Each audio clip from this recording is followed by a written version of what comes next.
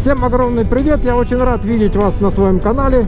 Итак, сегодня на дворе у нас 3 ноября 2025. Ну и вы посмотрите, какая стоит погода, а?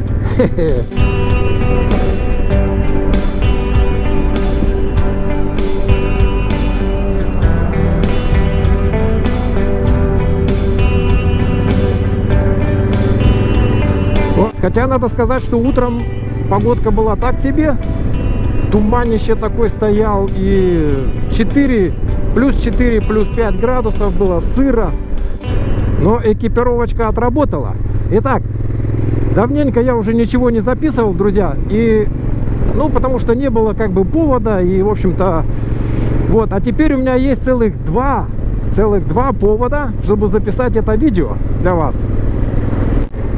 Итак, первый повод заключается в том, что я хотел просто прокомментировать почему я еще до сих пор здесь, а не вознесся 23-24 сентября, как я предполагал, да?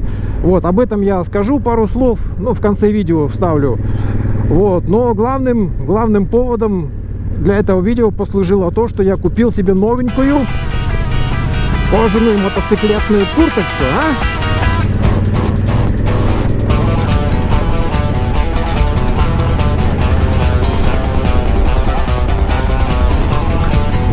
Как вам, друзья, курточка? Вот, сейчас мы подробнее поговорим про это дело. Вот, и я сейчас еду на заправку, залью хорошего бензина на заправке Орал, Ультиматум, или как он там называется, 102, заправлю полный бак. Вот, и пока туда едем, мы немножечко пообщаемся на эту тему. Давай.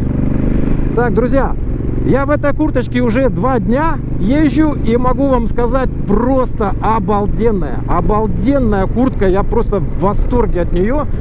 Вот, не знаю еще, правда, как насчет жары в этой куртке, но я думаю, что тоже должно быть все очень неплохо. Значит, куртка фирмы Halvazonas, по-моему, так называется, норвежская фирма. Вот, или финская. Короче, точно не знаю, но флаг стоит норвежский, вроде как они купили у финнов, или финны купили у норвежцев, но неважно. Короче, суть в том, что это куртка скандинавского производства и просто бомбическая. Я думаю, что они лучше всех знают, как делать хорошую качественную одежду, да? Вот, у меня уже есть, значит, несколько вещей этой фирмы. Halvazonas, по-моему, называется. Не знаю, как точно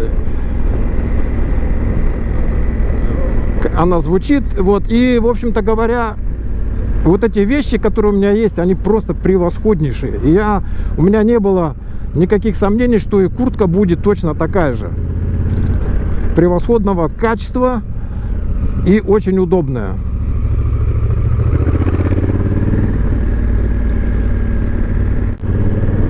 Вот, наверное, главный вопрос, почему опять кожа, да?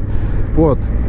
Моя куртка, которая вот у меня мелькает во всех моих видео, она уже переживает 3-й мотоцикл, потому что этой курточке без малого 20 лет, ребята, 20 лет. В ней выросла вся Америка, можно сказать. Вот. И, в общем-то, она еще до сих пор бодрячком. И можно было бы еще, может быть, даже немножечко поездить в этой куртке. Но я решил немножко обновиться. И самое главное, я хотел приобрести себе побольше комфорта. Именно вот комфорта. А вот этот комфорт в первую очередь зависит от внутреннего содержания куртки, да?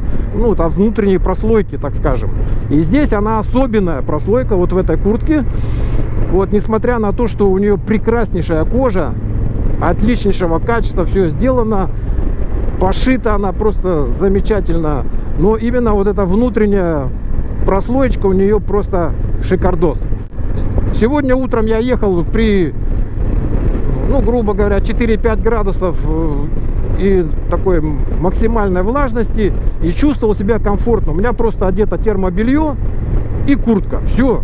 Я чувствовал себя комфортно. Окей, я 25 километров у меня всего до работы, поэтому как бы замерзнуть не успеешь. Но первое, что сразу я почувствовал, вот первое, когда я ее только одел и поехал, это удобно. Я вот сижу, я ее вообще не ощущаю, как будто я сижу в футболке, елки, в какой-то. Ну вот как бы, вот действительно это такое ощущение, что ее как будто на мне нет. Ну так я чувствую, что-то одето, но нигде не давит, нигде не мешает, нигде ничего не... Как-то просто замечательно, просто вот, ну, по моему телу пошито. И второе, что сразу я отметил для себя, потому что после вот моей куртки, в которой я так долго ездил, это нету никаких сквозняков. Так, добрались до заправочки, сейчас мы зальем. Сколько он стоит? 2 евро 16, ё-моё, нифига себе. Ну ладно, зальем хорошего бензина, потому что, возможно, сейчас у меня мотоцикл встанет на прикол, я не знаю, посмотрим, будет хорошая погода и настроение, я буду ездить, а так, вот, и чтобы там плюхался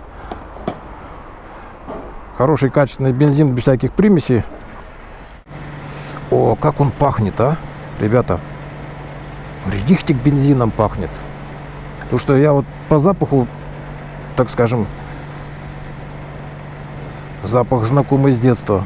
Могу вам точно сказать, как бензин пахнет. В Италии тоже пахнет тут так же. Вот, а зачастую, не знаю, с чем его там мешают, с каким-то газом или с чем, с газовым конденсатом, может быть. И он воняет такой гадостью, фу. А этот прям вот такой насыщенный бензин. 2,16. Итого 20 литров 45 евро. 21 литр я залил, да? О, что там, 2 литра всего было.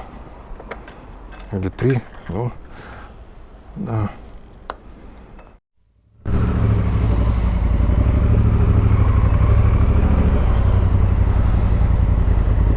Насчет вентиляции, в ней очень тепло, и я надеюсь, что в ней не будет очень жарко за счет вот этих технологий, которые там применены. Ну, мы сейчас дома внимательно посмотрим и поговорим. Но я хочу сказать, что вот эти... Я сначала скептически относился к тому, что здесь вот сделаны вот эти воздухозаборники такие, вентиляционные такие люки, да, что они вот выполнены в таком виде, что они, значит, прямой поток воздуха не попадает. Но это очень хорошо сделано. Я сейчас вот ощущаю, я специально открыл, ветерок прохладный. Ветер бьет не в грудь, потому что у меня здесь стекло спереди, а вот в плечи. И ударяя в плечи, он просто уходит в стороны и как раз залетает вот в эту вот прощелину, да, вот эту щель вентиляционную. Друзья, ну а сейчас мы посмотрим более детально на каждую куртку, да, и вот покажу свою старую куртку, да, и новую.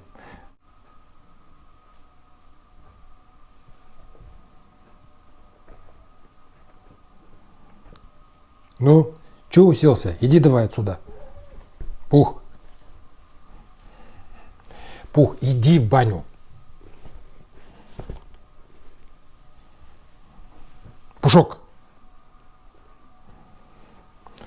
Так, ну вот эта кошачья морда сразу выбрала то, что надо, да? Чё, помягче здесь, да, Пушок?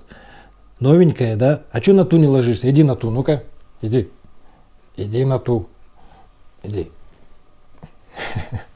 Ну, полежи на это чуть-чуть, Пушок. Ну, как тебе? Че, на это не очень, а, Пушок? Что-то нервничаешь. Так, давай, все, уходи, не мешай мне. Да, я взвесил куртки, и получилось, что это весит ровно 3 килограмма, да, а моя старая 3200. Вот, значит, как выполнено. Вот, ну, первое, что бросается сразу в глаза, это, конечно, вот кожа. Здесь кожа, чувствуется, что кожа толще. Здесь она вот реально такая прям толстая, но очень мягкая. Очень такая прям приятная. Здесь, да, здесь кожа тоньше. Да, гораздо тоньше. Вот, ну, в общем-то, вот все с кожей тут как бы тоже обстоит дело замечательно. Да, вот. Значит, вот эта система получается TFL Cool, да, система. Ну, в общем, это такая специально как-то обработана кожа, отражает определенный спектр солнечных лучей, и вроде как, по заверениям этой фирмы, получается, да, этой технологии, на 20 градусов, не процентов, да, на 20 градусов температура поверхности вот этой кожи снижается, чем, допустим, без этой технологии, что очень даже хорошо. Но у меня здесь тоже, это я помню покупал, она только появилась, вот, тоже здесь это присутствует, но так как я ее уже обрабатываю постоянно воском и там всякими такими, думаю, что эта фигня уже не работает. Но... Вот по поводу вентиляции, как я говорил, здесь вот сделаны вот такие вот воздухозаборники, так скажем, вентиляционные такие шахты, да, как их назвать, не знаю, ну прорезы, да, вентиляционные, вот с этой стороны и с этой, да, вот, ну и сзади, да, сзади вот он открывается точно так же. Вот, и вот на выход. Вот. На самом деле эта система очень хорошо работает. Ну, по крайней мере, неплохо работает. Ну, в жару я еще, конечно, на ней не ездил, поэтому сказать ничего не могу. Вот, но именно из-за того, что поток воздуха бьет сюда, и вот так вот он заходит, да. Вот. На этой куртке вентиляция выполнена вот здесь на рукавах. Ну, вот здесь откроем. Вот на рукавах и здесь вот, да. Вот. Сюда. Ну и сзади вот тоже на выхлоп. Вот. Значит, здесь вот видите, такая красивая буква выдавлена. На этом плече тоже. И вот здесь тоже есть такое вот название. Хальварсон. Пух, ты уже тут своих волос накидал, а? Так, значит, что еще? Карманы. Вот, один карман. Все карманы водонепроницаемые. Все карманы водонепроницаемые. Здесь вот такая специальная у них пленка внутри. Один, второй. Вот здесь третий. Здесь у меня документы. Это тоже водонепроницаемый специальный карман. Так. И вот еще один. Вот он. Тоже вот, видите, он такой, тоже водонепроницаемый. Получается 4 кармана. Замечательно. С этой стороны нету, да? Вот здесь тоже 1, 2, 3, 4, но все они промыкают, да? Вот, ну обычные вот, как здесь, так и здесь. Вот в своей старой куртке у меня был один эпизод, я под дождем ехал, все промок, и у меня был новый портмоне, да, вот с деньгами, я туда деньги положил, в общем, не так много там, вот, пару шайнов туда положил, и получилось, я в отель приехал, все, и вот взял номер, туда, ну и платить, достаю кошелек, а он у меня, короче, кто она, краска поплыла. Ну, он намок, полный кошелек весь мокрый, я вытаскиваю оттуда 50-ку, а она такая синяя. Должна быть как красноватого такого цвета, а она синяя вообще. И это, кто она, на ресепшене, не буду брать, и все, это деньги. Ну, они мокрые были такие, все, и вроде как. Вот, пришлось там как-то, я сейчас не помню, как выкручиваться, карточкой, по-моему, я платил, или карты у меня не было. Ну, в общем, как-то это я заплатил. Ну, вот такой эпизод был в самом начале еще, я помню. Я думал, это моя куртка, она не промыкает, но она, надо сказать, промыкает очень-очень хорошо. Прям моментально. 5 минут под дождем, и она промыкает. Вот, если нету вот этого подклада, да, но этот подклад специально для зимы. Вот он теплый, вот он, конечно, держит воду, но потом постепенно и он промыкает. Вот он не герметичный, так сказать, он чисто это для зимы, вот этот подклад, да, вот он, видите, здесь простой. Вот, и я его использую только зимой, в холод. Вот, а так я его всегда снимаю и езжу без подклада, а без подклада получается просто... Значит, кто она? Кожа и вот эта вот сеточка, да, вот если здесь на вентиляцию посмотреть, вот видите, вот мои пальцы даже видно. Вот. Поэтому то есть кожа и сетка. И естественно, Вот если попадаешь в дождь, то сразу промыкаешь моментально. Эта куртка 100% Wasserdicht, 100% держит воду. Я могу это заверить, потому что у меня есть штаны, такие же я купил в прошлом году. Вот, кожаные штаны, ну, чисто вот в непогоду ездить на работу там и так далее. И я попадал под дождь, под ливень, и без всяких дождевиков держит 100%. Комфортно, тепло и сухо. Так, посмотрим внутри. Видите? Вот этот материал Outlast, да, если правильно я произношу, Outlast, шикарнейший материал.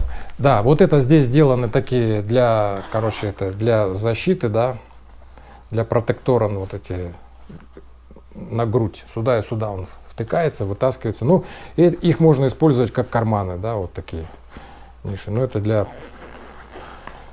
защиты. Вот. Защита на плечах и на локтях. Ну и там тоже на плечах и на локтях. На спине нету. Вот. Но здесь есть вот такой замочек, и туда вставляется вот специально тут. Вот. Так что вот так. Значит, вот этот материал с этой стороны это вот Outlast, да. Прекраснейший материал. Он создает такую климатическую такую зону приятную для тела, да. А внутри здесь вот такая мембрана, водонепроницаемая мембрана сделана, вот. И тут, соответственно, кожа. Вот. Все, что проходит через кожу, да, защищает вот эта мембрана. И создается такой микроклимат внутри, очень, очень прекрасный. Значит, вентиляция работает.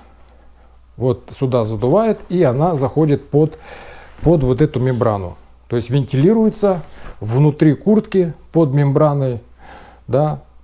Это очень хорошо, и получается, что влага оттуда выгоняется. А здесь между вот этим материалом и телом получается микроклимат такой, и все замечательно. Здесь вот видно такие тоже для вентиляции, плюс для отвода воды, да, которая там как-то будет попадать. Вот, отвода влаги. Также сделаны рукава. Здесь то же самое. Вот видите. Вот. И здесь вот начинается уже, здесь я посмотрел, вот буквально здесь вот этот материал. И дальше идет вот этот Outlast. Вот. Тут, видите, сделана тоже такая штука. И, как я уже сказал, никаких сквозняков. Никаких сквозняков в этой куртке не ощущается. Вот. Это со спины. Здесь такие вот тоже лямочки. И можно поджать. Я вот поджал, и прямо она плотненько так. И кожа такая прям шикарнейшая. Просто шикарнейшая. Вот, в общем, за 20 лет вот состояние куртки. Вот единственное, вот здесь, да, кожа протерлась до дыр. Вот, и здесь вот она тоже, да, вот, ну, на рукавах, да, здесь, то, что постоянно тут работает, движется все. И здесь вот и снутри, и снаружи. Вот, а так, в принципе, она еще походила бы немного. Вот, но главное, вот, преимущество этой куртки, почему я ее и взял, это, конечно, вот этот микроклимат, который создается внутри. Вот, мне уже теперь не нужен будет дождевик. Я могу уже дождевик с собой не брать, да, потому что в ней можно фигачить под дождем и даже вообще даже не париться. Вот. Вышло солнце, раз, открыл, проветрился и едешь дальше. Вот. У меня есть тоже термобелье этой же фирмы, да, серое такое, просто шикарнейшее. Вот, очень комфортно в нем всегда, и поэтому этого вполне достаточно. Вот, я ездил вот сегодня 5 градусов, в принципе, одно термобелье и куртка, и достаточно, чтобы вот, комфортно себя чувствовать. Вот. В жару, ну, посмотрим. В жару, если, как говорится, Бог даст, протестируем, посмотрим. Я тоже думаю, что все-таки вот этот микроклимат, который там создается, он будет вполне комфортный. Воротник сопоставить, то получается, что Вот где-то вот, ну, буквально чуть-чуть. Ну и то это получается перед как бы совпадает, да, а задняя часть вот немножечко она длиннее. Вот. Ну а так рукава, нет, рукава получается одинаковые, да, если вот так наложить. Вот, значит, так перчатки, вот я их закрыл, да, и потом застегиваю. И вот, видите, они вращаются, ничего не мешает, и здесь плотненько так. И я вот ездил, вообще не задувает туда, да. Вот, если жарко, можно вот так приоткрыть. Вот. И если холодно, да, я, допустим, вот, ну, у меня, окей, это летние перчатки, но в любом случае даже их можно вот нахлобучить сюда сверху. Да? Вот так вот. И, кстати, я вот сейчас посмотрел, может быть, так совпало, может быть, то, что это рука, да, перчатки, и вот, это, вот здесь вот получается всегда жамка, вот здесь вот, да, такая, вот тут, если замок здесь был бы, он всегда бы упирался вот на вот эту косточку, да, а замок вот здесь спереди, и здесь ничего нету на этих перчатках, вот, поэтому ничего не мешает, вообще классно, это здорово. Вот, а если в этой куртке, да, вот, например, здесь получается, перчатку я одеваю, да, закрываю. Здесь уже как бы она хуже. Если я вот эту застегиваю, да, даже это если убрать, вот, на крайнюю, вот, все нормально. Но если только стоит мне так вот раз шевельнуть, она отстегивается. И она как раз вот сделана вот в таком месте, что не совсем удачно. Вот, ну, видите.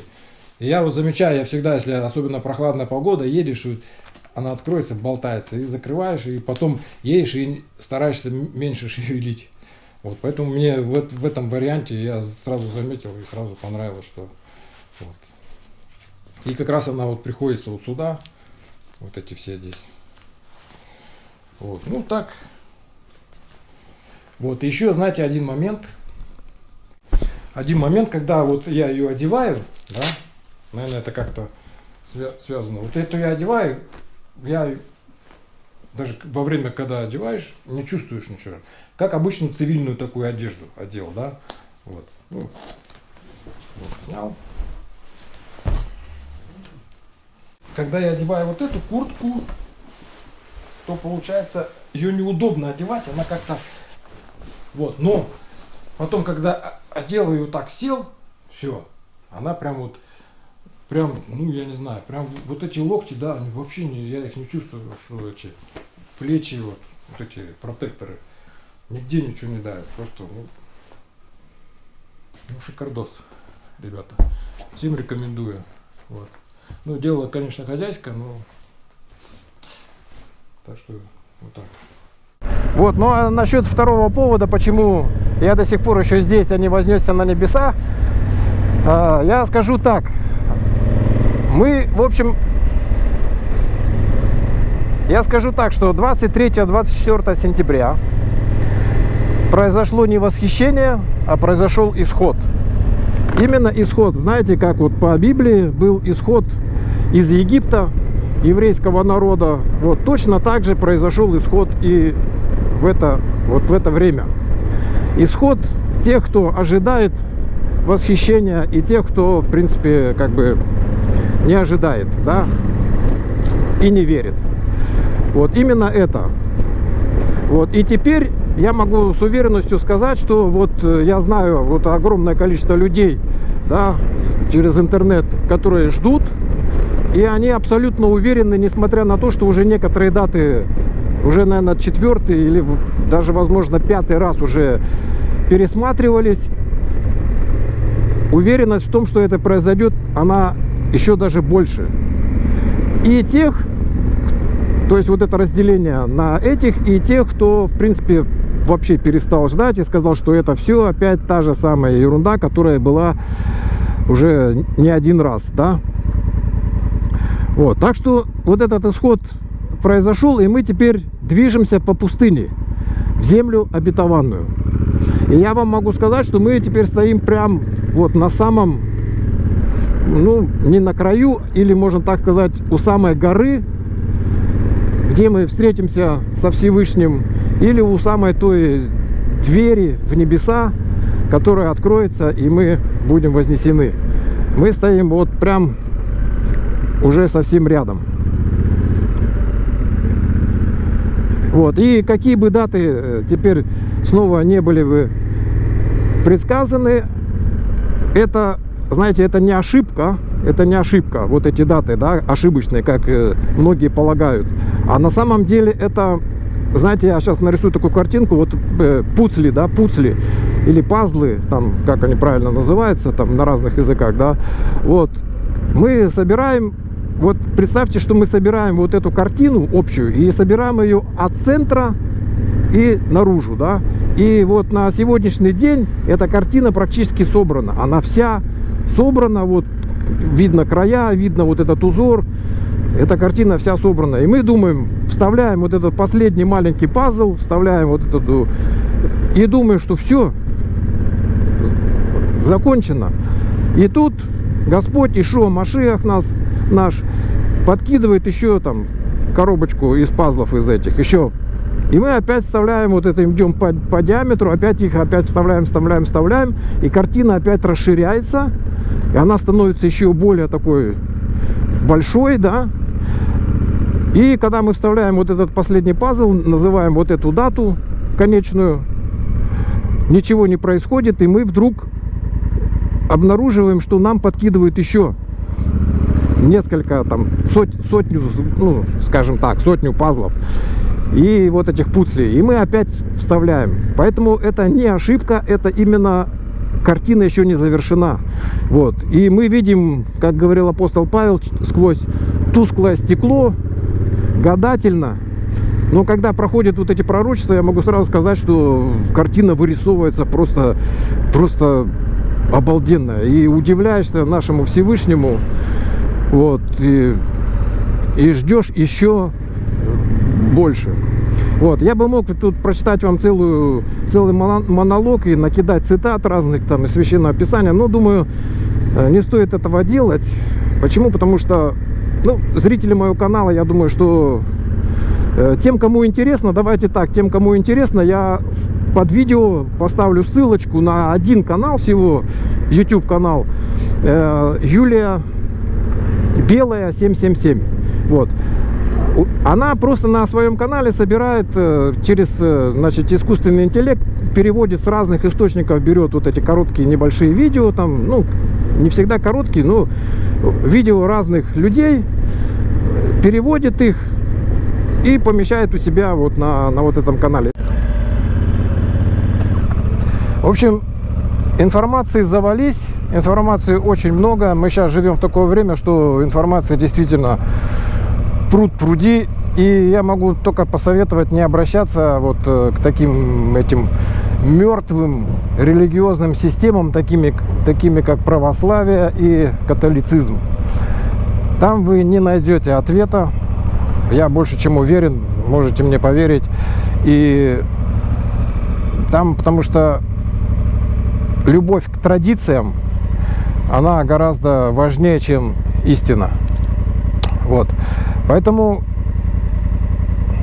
смотрите, ищите, читайте Священное Писание. Сейчас есть огромное количество переводов, толкований. Сейчас такие приложения есть, что ты можешь по всей Библии от Бытия до Откровения просто вот так вот летать, смотреть, сравнивать стихи, параллельные места и так далее, и так далее.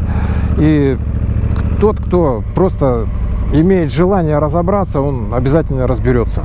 Вот. К тому же еще огромное количество простых людей, да, вот ютуберов таких, ну, в большей части, конечно, англоязычных, да, потому что, ну, русскоязычные есть, но не очень много. Вот. Да, ладно, не будем торопиться, не полезу.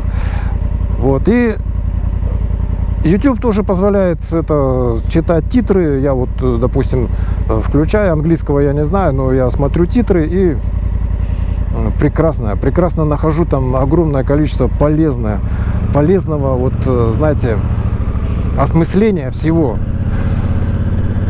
Вот, поэтому вот так. Вот, я жду, что это восхищение произойдет. Ну, сейчас, понимаете, сейчас сужаются временные рамки. И, в общем, я уверен в том, что это вот, я думаю, ноябрь, наверное, будет последний месяц. У нас есть еще 2 даты, ну а потом, если мы их пройдем, то получится, что, ну, я думаю, что до Песаха все равно это все произойдет, друзья. Вот. Могу сказать, что с уверенностью на 99%, 1% я оставлю, потому что человек существо не абсолютное. На 99% я уверен, что мотосезона 2026 не будет. Вот. Тогда вы скажете, зададите резонный вопрос, а нафига, на какой тогда ты купил эту новую кожаную куртку? Ну, честно сказать, ну, у меня побуждение-то было уже давно купить себе кожаную куртку. И тут, когда осень пришла, и вот эти, значит, я услышал об этих пророчествах и так далее, занялся этой темой, разбором этой темы, погрузился, и как бы было не до этого.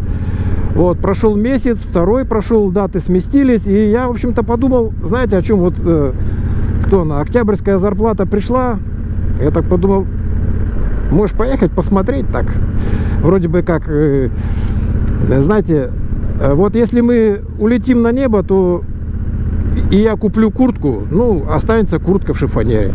А если я не куплю куртку, и мы улетим на небо, ну, останутся деньги в кошельке. Ну, какая разница? А так, думаю, куплю куртку, сниму видео, попробую. Вот. Может, еще пару раз поезжу. Что здесь плохого? Ничего. Ну, я вот поехал и купил. Вот. И чисто только вот, нисколько даже не вру. И чисто только вот по этой причине. Вот. Конечно, я понимаю, что мы все ошибаемся, мы можем ошибаться, но, понимаете, есть такие временные маркеры, которые, ну, вот, нельзя обойти, поэтому мы ошибаемся вот в этих деталях, а на самом деле, я думаю, что, да, вся картина вырисовывается, и, в общем, я не думаю, что у нас времени больше, чем, ну, я не знаю, пока, я думаю, что ноябрь будет последний. Вот, но посмотрим. Ну все, погода замечательная. Завтра не знаю, поеду я или нет. Вот, может быть, поеду. Вот, поэтому, друзья, все, пришла осень. На этом я с вами прощаюсь. Желаю всем добра, любви, внимания, спасения и всех благ. Смотрим на небо.